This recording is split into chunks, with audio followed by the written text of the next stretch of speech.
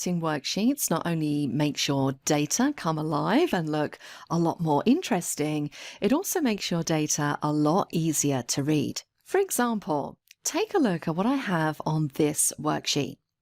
I have some data, but currently it's not really in the greatest format. It's going to be very hard for anyone looking at this to decipher it and understand it. So we could probably do with formatting this a little bit better so that it's easy to interpret. So let's take a look at some of the utilities that we have available in Excel which can help us with this. Now, looking at this data, the first thing I can see here that doesn't look too great is that the column headings where we have date, description and amount are kind of cut off halfway. And I can see here that that is because row 7 isn't wide enough to accommodate that information. And you'll see this again very frequently when you import data in from other systems. Sometimes these columns and these rows can end up kind of collapsed up like this so that you can't see the values in them. Now this is something that's very easy to fix. All we need to do here to increase this row height is hover our mouse over the dividing line between rows 7 and 8 and double click. And that is effectively going to invoke AutoFit in Excel, and it will adjust the height of that row to accommodate the height of the values contained within. It's also worth noting that aside from that double click, you can also access the AutoFit options from the ribbon. So let's just say I had a few rows which were kind of collapsed up like this. Let's just manually make this look even messier.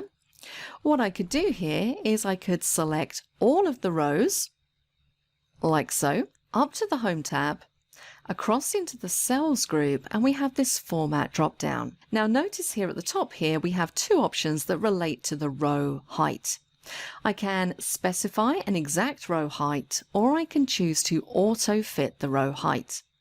So if I click this option, it's going to basically do the same thing and auto-fit all of those rows. If I wanted to make each of these rows a very specific size, again, I could go to Format, Row Height, and I could enter in my own row height.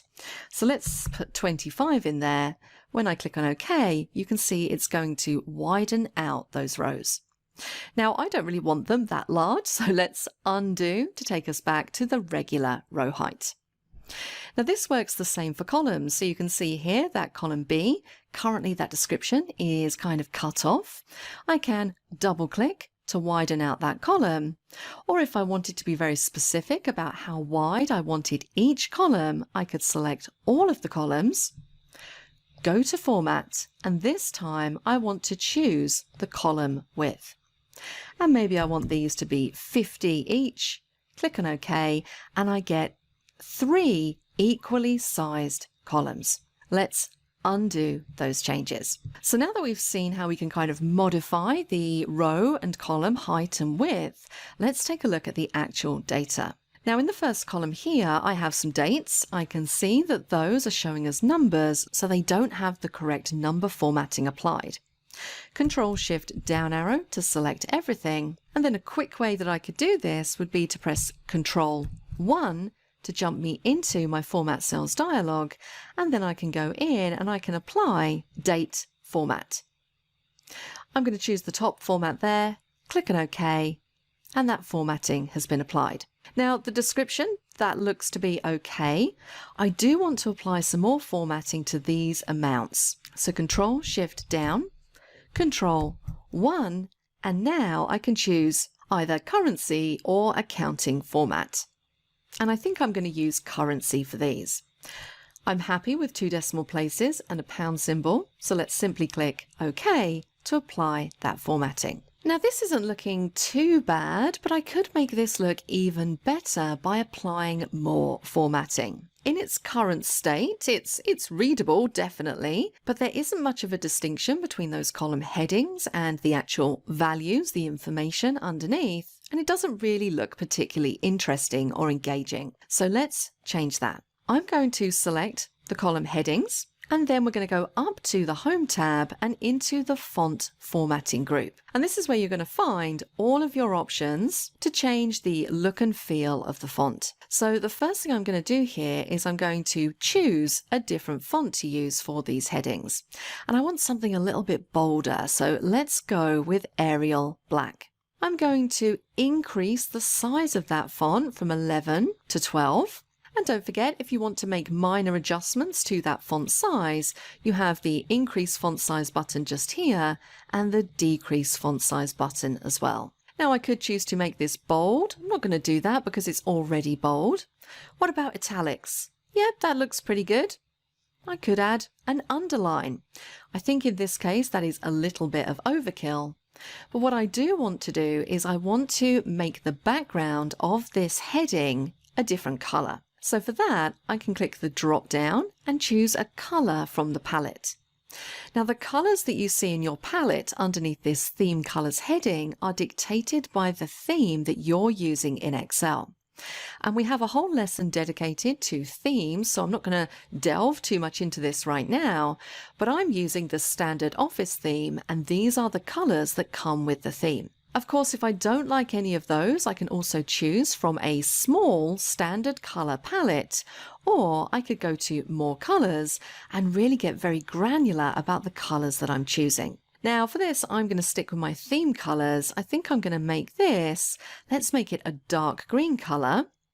And now I'm going to change the font color as well so that it stands out to white. So just with a few small formatting tweaks, we can really see the difference between those column titles and the rest of the data. Now something else I might want to do in here to make this look a little bit neater is maybe start adding some borders. So the first thing I would need to do here is select the cells that I want to put a border around, and then I can either jump up to the borders drop down and choose what type of border I would like. You don't necessarily have to have a border around every single cell. You can choose if you want it running across the bottom, across the top, so on and so forth. You can also choose the color of the border from here and also the border style. So whether you want a solid line, a double line, a dotted line, so on and so forth. Now, I always find when I'm working with borders, it's much easier just to jump into More Borders option, which is going to take us into Format Cells and that Border tab. From here, I can select what I want. So I'm going to say I want a solid line. In fact, let's make that a bit thinner.